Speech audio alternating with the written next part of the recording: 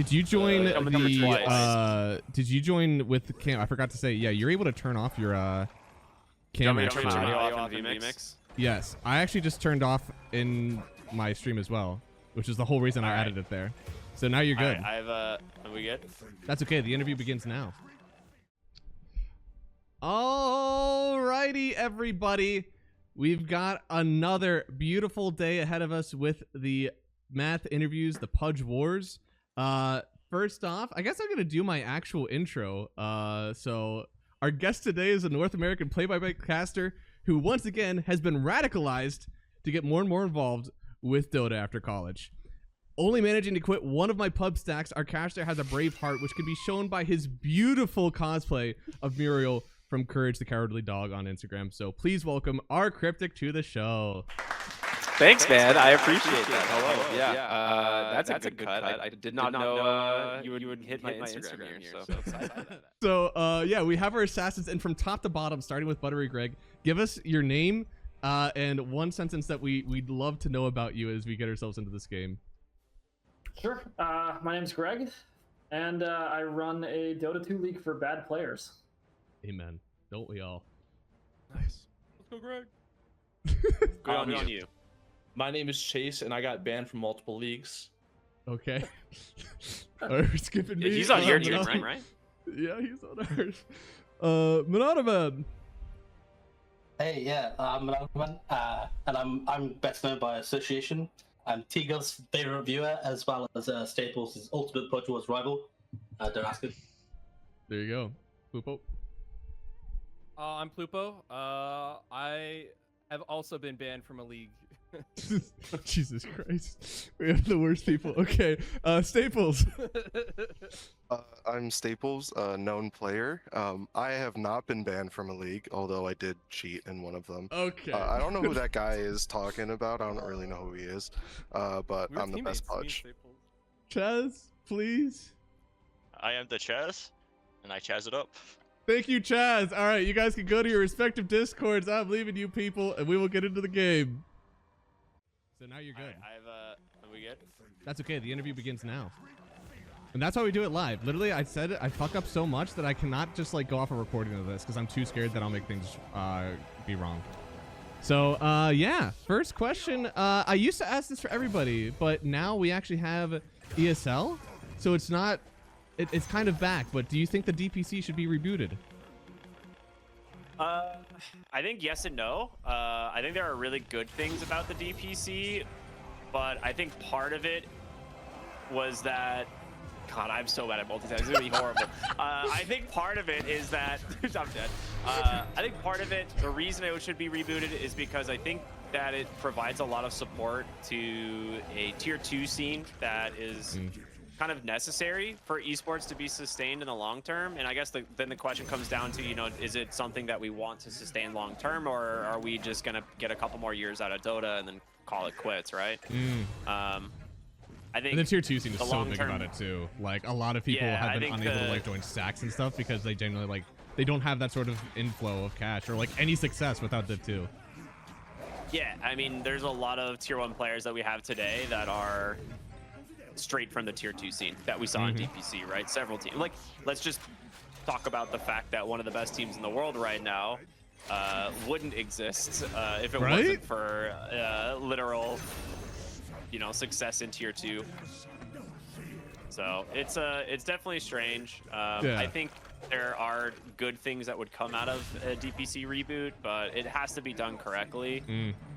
And it's just like not something Valve is going to really put time into, right, with Deadlock and all. But ESL is going to do it. You know, ESL came through with their own Div 2 for tournaments. It's allegedly going to happen. It's only for Europe though, is the thing, right? So makes it a little bit less likely that we're gonna see something. Do you think that there will be like an NA part if the EU goes well, or even like any other region? I mean, I think it will probably not happen in any other region until we get like a actual like I guess like a proven case study for it of being Yeah, like, yeah, all right, yeah. yeah, see, this works, right? Oh, what is that? And- Yeah, what is that? What did you just get? Oh, we I got don't know, stunned? I looked Oh, at Courier shit. and it stunned you all. Get on, nerds. I didn't know that was a thing. Okay. Yeah, okay, so that's fair. I know that, like, because whenever I asked Cine about it, he was the first person he was actually like, Div 2 was only good for match fixtures. And I was like, that was a strong stance. Most other people, especially because it's been like casters and like Hanskin, right? So a lot of other people were like, yeah, Div 2 was nice. It gave people success. It was cool. So I'm happy to know that you also have that same opinion. You know, +1 Ricky. I will say, out of personal greed, it was very good for the casting Right? scene. There's so many like- casters that haven't been able to cast anymore because Div 2 is gone. Yeah, it literally killed casting overnight. The end of the DPC, and a lot of people are like, "Well, we have great casters." No, we do, and like I've been do. very fortunate, but at the same time, like we went from having close to 50 regular casters in Dota down to like 9, and like legitimately 9.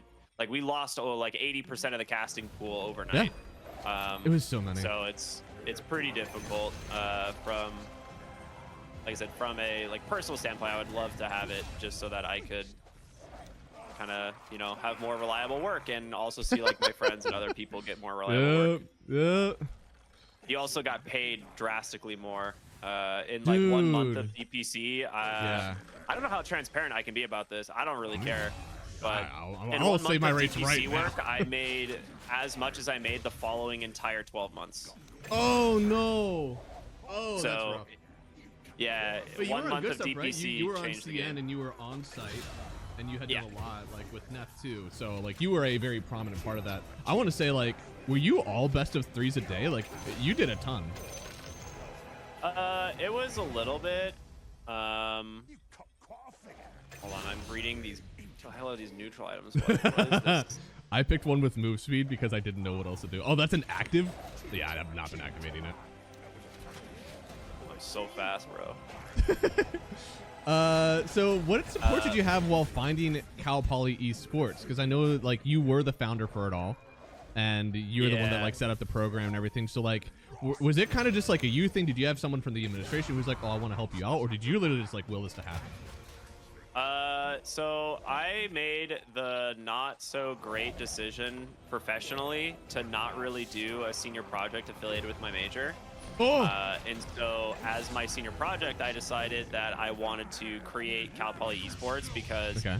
I was sad that we didn't really have a Yeah. thing in place. And at the time, I was very involved with Collegiate Dota. Like it was something that I'd done like as a job. Like I was working Yeah. for CSL at the time. Oh, okay. Helping like create the league and run the league. I have many questions about that next. Yeah, so I worked with them as like a community manager, and then I was a caster. Okay. And like production assistant. I like helped run. I was like their observer for their LAN finals. I had a whole bunch of random stuff with them throughout the years, and so it was kind of a big deal to me to like try and keep it alive or keep Collegiate Dota alive in some capacity. I mean, nowadays it's completely dead, which, you know, sad. That happens with But, like almost every college program that you're gonna start at that point. Like you have to be in it the whole time, or else people, you know, especially like it's kind of up to juniors to kind of get it done. You get a few juniors who get busy with their projects, and it can peter out. Yeah, so definitely a little bit of a bummer, but what can you do? So CSL is the next one. So you've obviously been like super involved with CSL. That's essentially, would you consider that where you got your start, like professionally casting? Like you're making a name and like you're doing a lot of good things in the casting. Yeah, so it kind of came out of this weird scenario where like people wanted to watch Collegiate Dota, but there was nowhere to watch it, and we only could cover like one show match a week type of thing. So what? Son of a bitch just played.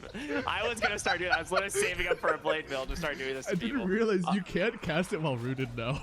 They edited it, so you Okay. can't just like get rooted and then cast blade mail. That's pretty funny.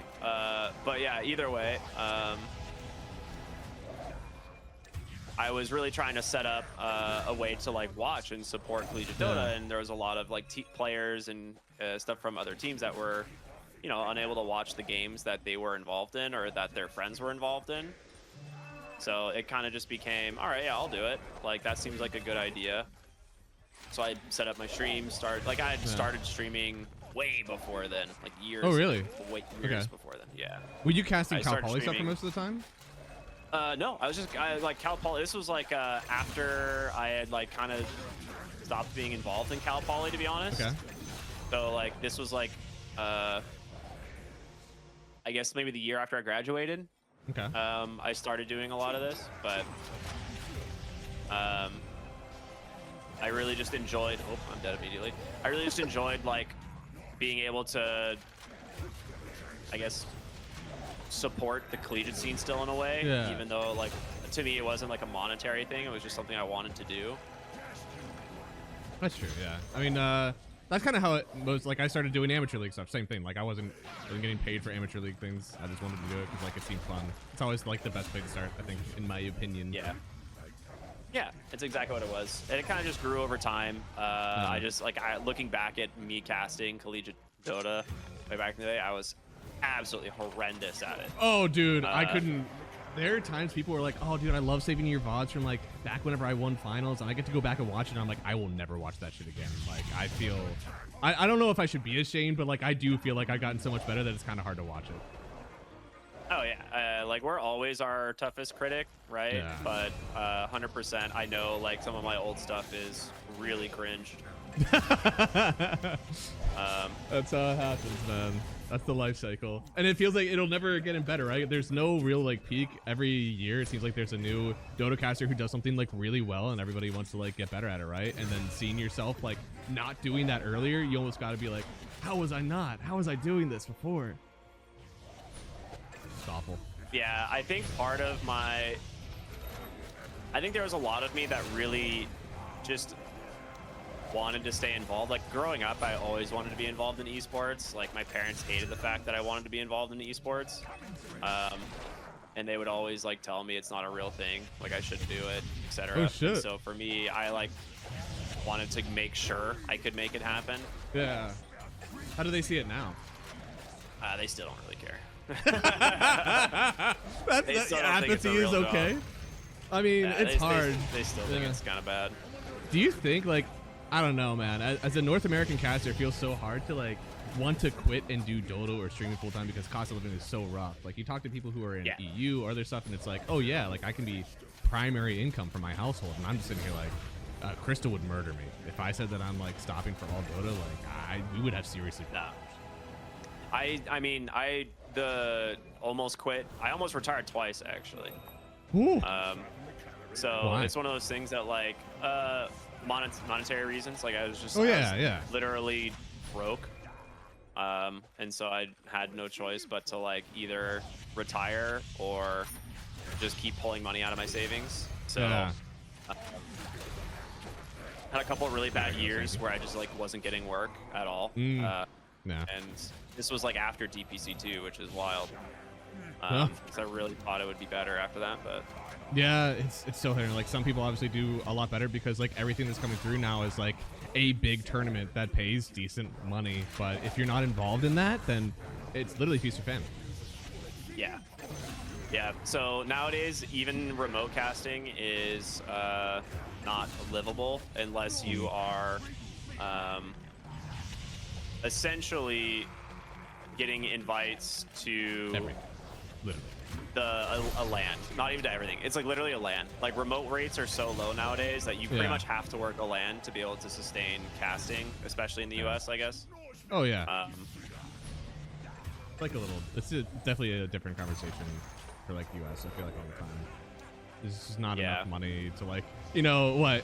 I think theoretically, you would have to work.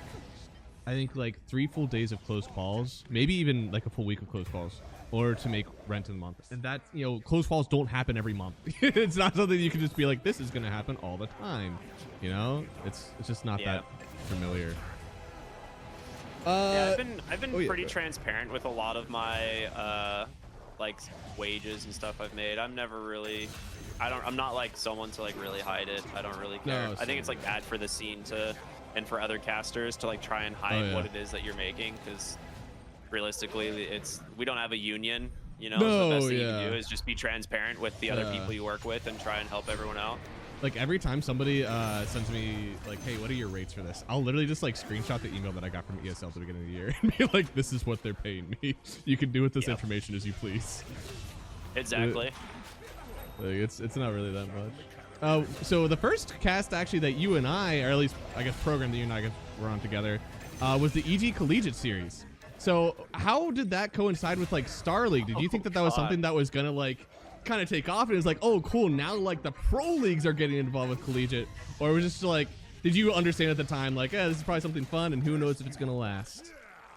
Yeah, I didn't have a lot of faith that it was gonna stick around, to be honest. Like I had kind of seen the writing on the wall with Collegiate, and I kind of knew it was not going to stick around. Part of it is it's just not profitable, and then the second part is there is no marketing or advertising in the way of like trying to, you know, get people interested in Collegiate in any way. So there wasn't like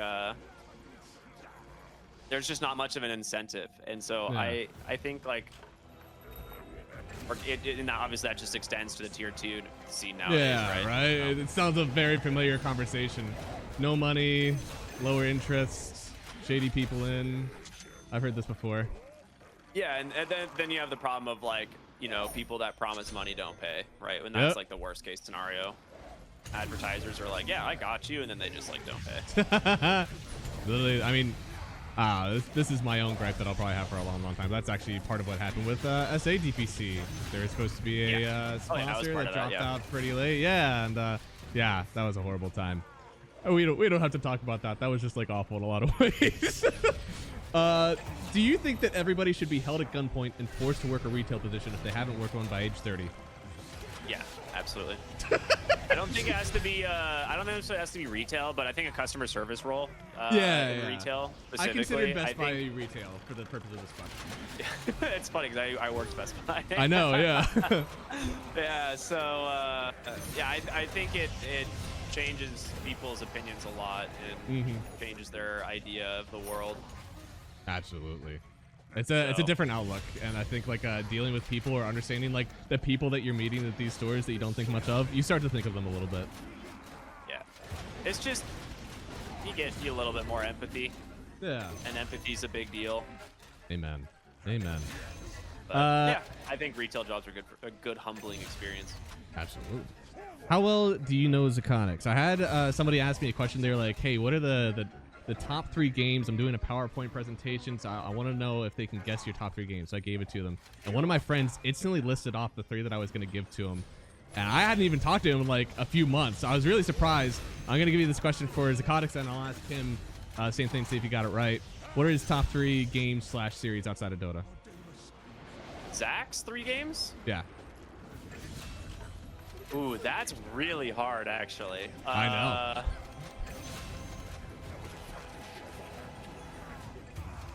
I'm trying to think. Because like I know there's a lot of like several games that he likes playing outside. Right. Like he's playing Elden Ring right now, right? But I don't know if that would be one of them. Yeah, but that's more of like he's like a masochist and just loves challenging himself. So I think that's part of it. But in terms of his like favorite games,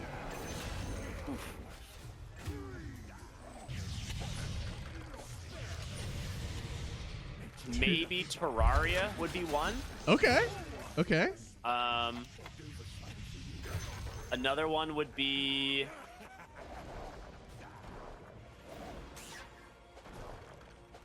I can't remember if he was a Pokemon fan or not. Like part of me wants to say he is.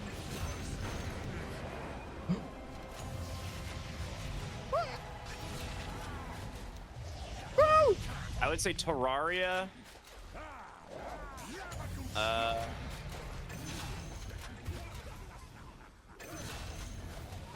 actually can't even think because I don't even remember. I don't even think he was like a console gamer or anything. Oh, really? Either.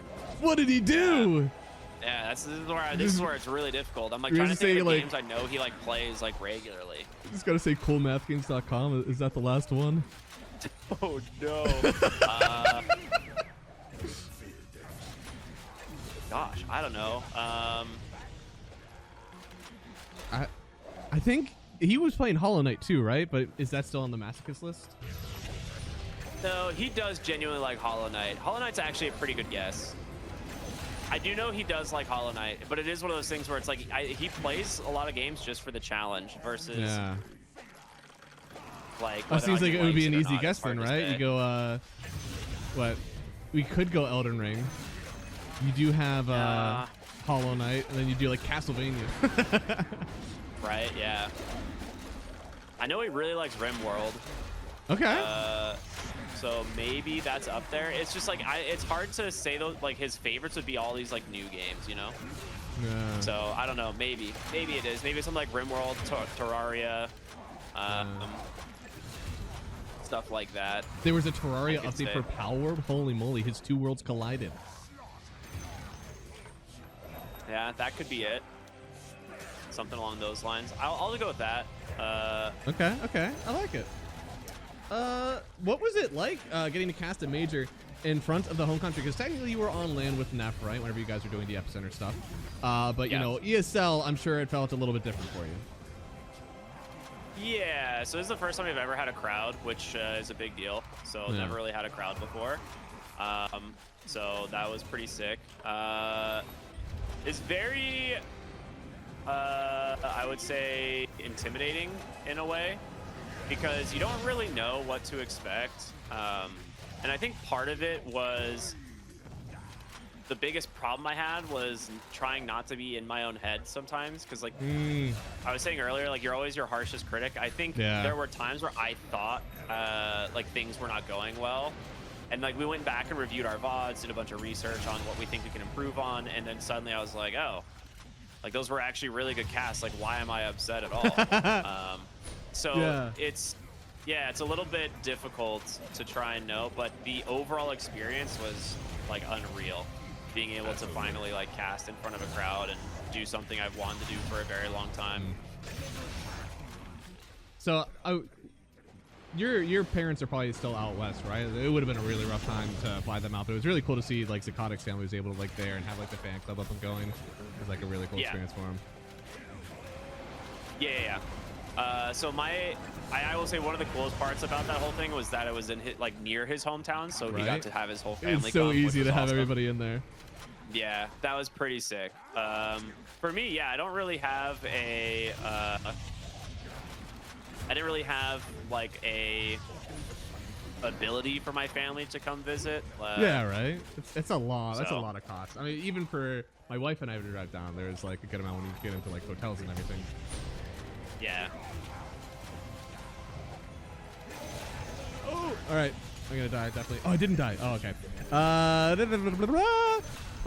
Do you read Reddit comments when you're in a tournament? Do you read Twitch chat at all? Like, how involved are you in the current temperature of your casts? So while casting, it's like a hard no. Almost never will I be reading Twitch chat or like Reddit or anything like that while I'm casting. Occasionally I do if it's like not a really big event or anything and I'm not like worried about it. It's just kind of like more chill. Yeah. But I think like, God, it is so hard to talk while playing this game. This is insane. You're doing way better than the other guests, I think, still, but the bar is very low. I'm pretty sure Otto got like 8 kills on his first try. Hell yeah. I'm just suiciding myself. So I would say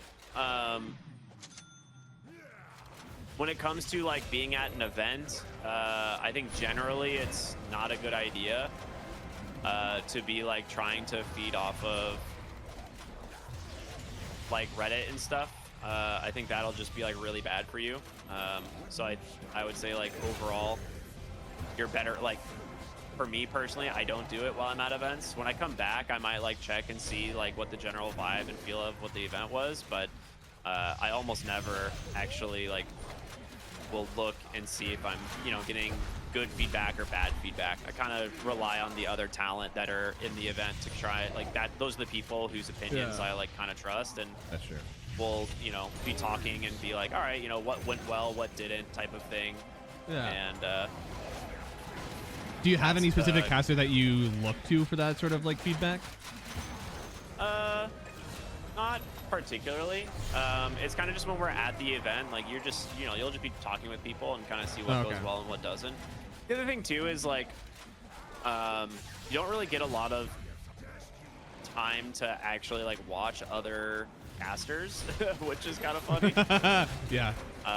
Almost never. I can't imagine like how many times I've been at an event, somebody's been like, oh, did you watch my cast too? Like, I've been in my own. I haven't been able to check you out. You don't really get as much time to kind of like do that, but you can just ask people constantly, which is the thing. Like, you can always just be like, all right, like how did like this go, type of thing, and a lot of people are pretty like open and honest about it if they have feedback for you. That's true. All right. You do a lot of Deadlock podcasts and streams still. You do it with BSJ as well. What keeps your interest in the game? It's like one of the greatest games ever made. Holy moly, that's a good praise. It's legitimately an it's an insane game. It's one of the coolest games I've ever played. For me, it is like a very unique crossover to stuff that I have played most of my life. Okay. So my introduction to esports was actually Gears of War. Oh shit! That was the first game I ever played competitively, and I was very good at it. That was when I like first basically realized that I wanted to like esports was the avenue that I wanted to go in, regardless of whether like in some way I wanted to do it. I just didn't know exactly how it was going to develop, like be eventually. Yeah. I knew that's what I wanted to do. And yeah, so Gears of War was like the game that I, first fell in love with professionally, and it's a third-person shooter. And then Dota was essentially the second, right? Which is a MOBA. So for me, this is like an insane overlap of third-person shooter and MOBA. And it's got so much of Dota's DNA in it, and it's just really fun. No, yeah. I mean, what do you think they're doing differently with the game compared to the obvious, like, Artifact or Underlords? Because this already seems way more successful and has way more of a following than those games ever were able to get. It's just, I mean, I think there's a lot more of the studio behind it, and part of it is passion. That not just like following trends, which Underlords and Artifacts somewhat did follow a trend line. Yeah, I think Artifact was actually a pretty genuinely cool new IP. Oh, I loved it. I still play Artifact and Underlords. Yeah, Underlords was definitely kind of like, it's not, wasn't like the most unique, right? Like we'd already, it was a custom game turned into their own idea, which is fine. Like there's always room for that type of stuff, but yeah, I think Artifact just died because it was pay to win. Like I don't like. There's literally no other explanation. No, it was literally just they made it pay to win, and that's like why. Like there was no reason for anyone to take a card game seriously. That's pay to win. When should we start paying for heroes in Deadlock? Like right out of the gate. I think when it comes out into beta, every hero should cost $25. Amen. Amen. And then I should get a portion of all the sales that you go. No, it's I mean it'll be your classic like free to play MOBA. All the heroes will be free. Like a lot. Like I said, when I said it has a lot of Dota's DNA, that's what I mean. Like a lot of the ideas from Dota are there. Yeah. So speaking of that, I feel like the imposter syndrome is always like super high, especially when it comes to like casters sometimes in the games. So for a long time, you'd read a comment and be like, who is this guy that's casting the quals? Why does everybody keep posting his stream? Somebody's like, oh, that's BSJ's roommate. So at what point do you think in your mind did you graduate from BSJ's roommate to like the casters that we know now, who's LAN invitee, working with ESL, working with other producers? Like when did that switch over in your mind? Because it may have been a lot later than the rest of us. I mean, I don't think. I mean, I still have imposter syndrome, like pretty heavily. It never goes away. Yeah, like I don't really. I still don't really feel like I belong in the scene. And like part of it is just because like I've had a really hard time getting work over the years, despite like being pretty like what I feel like I am pretty good at it. Like I'm not. This isn't like a sellout type of thing for me. It's like I actually do feel like I have put in a lot of hours and tried really hard to be good at this. Yeah. And I feel like I've seen the progression over the years, and I feel like I'm pretty good at what I do. But I still feel like the fact that I struggle so immensely to find work, and it probably sounds weird that I say that because like I've done a lot of work this last year, but just a year and a half ago, I didn't get hired for like 7 months. Yeah. So like this it's just the volatility in the scene, and it's like my job is like never really secure. So I still feel like I don't really belong a lot of the time. Well, speaking of which, do you still hold out hope of getting invited to a TI? No, I will never work at TI. That's what I didn't know. I feel like I should have given you a heads up for this question, so I didn't want you to but yeah, no, because it's been like the PGL thing, right? Like PGL has a very strict list of people that they want to work with, and sometimes that doesn't work out. Yeah, so I guess there is a potential for me to do it. The only way I would get invited to TI is if I get invited as LAN talent. Okay. That would be the only way, I think. Interesting. So if I get invited as like a LAN well, that's a pretty good way to go there. Yeah, I mean, don't get me wrong, I'd be stoked for that, but that would be the only way I would actually get invited, I think. Damn. So also checking out your Instagram, I loved your Darth Maul cosplay. Whoever did your makeup did a great job. I did it. You did it, dude. That was great. Yeah. That looked like super cool. Do you still get involved with Star Wars content? Do you still watch a lot of stuff there? I mean, I just have always liked Star Wars in general. Yeah. Darth Maul was like the first character I really fell in love with. So I just, one year decided to do Darth Maul for Halloween. Nice. And made it work. Nice. Well, then we can do a little impromptu tier. Oh, first off, did you watch Andor? That's an important question for Star Wars people now. Yeah, of course, yeah. Yeah, okay, good. And then second off, so what are your top 5 movies then in the Star Wars scene? Any movie. Doesn't have to be a main one, any of the spin-offs, anything. Or even seasons of TV shows if you want to throw that in. So in terms of movies, I'd say Rogue One might actually be my favorite. That's a good one. I think Rogue One is like got an unbelievable amount of unnecessary hate and criticism. It's legitimately it's the best movie they've made since the original trilogy. It's the best piece of content they've made since the original trilogy, outside of maybe Mandalorian and now Andor. Okay. I would say, I mean, I have so much recency bias is the problem. Because it's like I haven't watched any of the old Star Wars in so long, but I would say it's like it's hard to not put the original trilogy at the top because they were so revolutionary and they were so good. So I think for me, it would probably be like, in order, the original trilogy, then Rogue One, and then Mandalorian. Okay. That would be like my order of like my favorite Star Wars, like, I guess, pieces of content. Yeah. And I think Andor is right behind it. I think Andor is very good, but it was almost not Star Wars. It was like borderline not Star Wars, right? Yeah. It's like it's just a good like almost like detective, show in a way, but it just happens to take place in Star Wars. But Mandalorian felt very good. Outside of maybe a couple episodes.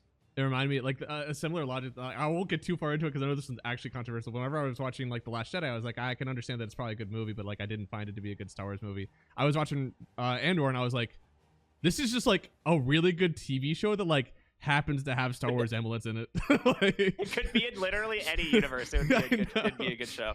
It could be anything. Just like replace that shit with phasers instead, and you're like, it's still good. It would still work. Yeah, it was good. It was good stuff. Also, you had a gingerbread cookie, your first Instagram post ever, and you said I went X-rated. So my question is, are you okay? I can't even remember what this was for. We were decorating gingerbread cookies for some reason. I don't even remember why. And it was with the family. And it came with like these little like sugar gumdrop circle things, and I decided to give him a giant bulge instead with it. And I was like, it's very funny. So yeah, I'm fine. I don't know what was going on at the time, but that just happened. I made him a swimsuit basically. It was good. No, it looked very well done for what you were trying to get done. Thank you. I don't remember how long ago that was, so it was. I think that was like 2017, maybe a little earlier. I'm not sure. Yeah, must have been a while. Yeah. So do you still ride a motorcycle? No, I sold my bikes. So I had a motorcycle, and I had a dirt bike, but I have since sold them both. So I don't have any bikes anymore, which is, I like them, but it's not as. Part of it was like I only work from home now, and so I don't have like a basic commute to make. So I just don't drive almost or go out anywhere. Because it's like I just don't have to like make a 2-mile commute to work or anything. True. Back when I did have my first motorcycle, was when I was working at Best Buy, and it was like a 5-mile drive to work or something. So it was perfect. I just hop on the bike and then I would just zip down to work, and it was no big deal. But post college, once I started working, I got my first job. It's always been remote. Like I've been working for the software company since I started there, and it's been remote. So I haven't had a commute anymore. So I just don't really ride them anymore. All right, my last question. I won't hold you too long after this. So I've been there. It wasn't too long ago that I was there, but I have plenty of other friends who are still there. Where like you're casting for amateur leagues, you're casting for tier 3, tier 4 tournaments, and like you're trying to break yourself into the closed qualifiers, get that like first real gig in your mind, right? Where like you're going on talent sheets. People are posting pictures of you for talent announcements. So what is your advice to people who have yet to break into that space? Like, how do you think you were able to make it happen, and how do you think you can help other people get into that? Man, you're not gonna like my answer for this. I think I already know it. So here's just the raw, like just straight up truth. Don't pursue casting. And it's like it's not because like I'm trying to protect my own job. It's because there are so few avenues. There's so few avenues nowadays to do this, because the way I got started, the way I started building a following, the way I got into casting, yes, was through Collegiate, but Collegiate died, and I made the conscious decision to kind of continue doing this, but on my own Twitch channel, and casting through Dota TV, casting tournaments that were broadcast through Dota TV when they had a 5-minute delay, and when tournament organizers didn't always broadcast their stuff. There was only like a 5-minute delay, and then there was no one covering qualifiers, there was no one covering group stages, and they would only cover playoffs. And so for me, I was like, well, I need practice. I want to do this. And so that's what I did. I just grinded. I put in thousands and thousands of hours of casting, and got eventually enough recognition to where Beyond the Summit reached out to me, because I was taking a decent portion of their viewership. They were like, you're literally you're casting our events while we're broadcasting them, and if their stream would go down, which is not it happens, the entire audience would just bounce to my channel, and then they would stay there, and then they would lose all of their viewership for the remainder of the day or the next 2 days or something. And these opportunities don't exist anymore. And that's my biggest problem. It's the change to the Dota TV to where it's a 15-minute delay. It's been bugged for like 3 or 4 years now. Yeah, if there's a patch that drops during the game, it ends and you get kicked. And it's like you just don't see the end of the game. One of the top clips on your channel is TI, Valve wants community casters. Also Valve. And it's just like your stream instantly crashes as soon as the game ends on their side. Yeah. So it's really frustrating, because it's not just the patch that kicks you out the moment the patch happens, regardless of the duration left on the game. No. So the main issue is that there is just a chance the server dies when the game ends. And when that happens, it closes all connections to Dota TV. So when the game ends, if you're on the 15-minute delay, you get kicked out 15 minutes early because the server closed. Jesus Christ. So there's too many problems with it. Like, and so many times I've been casting in a tournament or an event after this, this whole thing happened, and I just missed the last 15 minutes of the game. Yeah. And there's no one even brought, like, and this is a tournament that, like, people aren't even covering, right? This is just, like, for some arbitrary reason, they put a 15-minute delay on the lobby. It's not being broadcast, and then the lobby crashes, and I don't get to watch the game. And so I fully gave up on casting on my channel. I just don't do it anymore. And I think it's, like, part of it was the frustration with that, but also, like, if those opportunities came back, I don't see it as, like, beneficial to me to do it as it would be for, like, new and upcoming casters to be able to take those opportunities themselves, like, and do those types of broadcasts, right? Yeah. I think genuinely right now the casting scene is smaller than it's ever been by a lot, and I think there's less and less opportunities for everyone involved. Wages are down substantially from where they were even just a couple years ago. Oh yeah. So if you're like a up and coming caster, this needs to be at most, or at best, this has to be a passion project that you don't expect to get money out of. Yeah. Because you cannot afford to be a caster, even in countries that aren't the US. Legitimately, there's just not enough money in it. So, not probably the answer some people are maybe hoping for, but yeah, it's a legitimate problem. Actually, the tagline that we had for Otto's episode, he asked me if you think that there was a caster duo that was as talented as Cap and SVG. Let's say it's like literally Cap and SVG's soul, but they're just like put on two different people's bodies who have no following, who have no base, and they are just as skilled. If you watch their cast, you're like, these guys are literally on the same level. Do they get hired for LANs? No, absolutely not. Exactly. I think that's part of the issue. That like, it's good because it's like people who have been here and put in a lot of work into the game, like they should have some like opportunity to stay and not get like kicked out because they're new and better people. But at the same time, there's not a lot of like move up potential. You don't get promoted unless somebody gets demoted.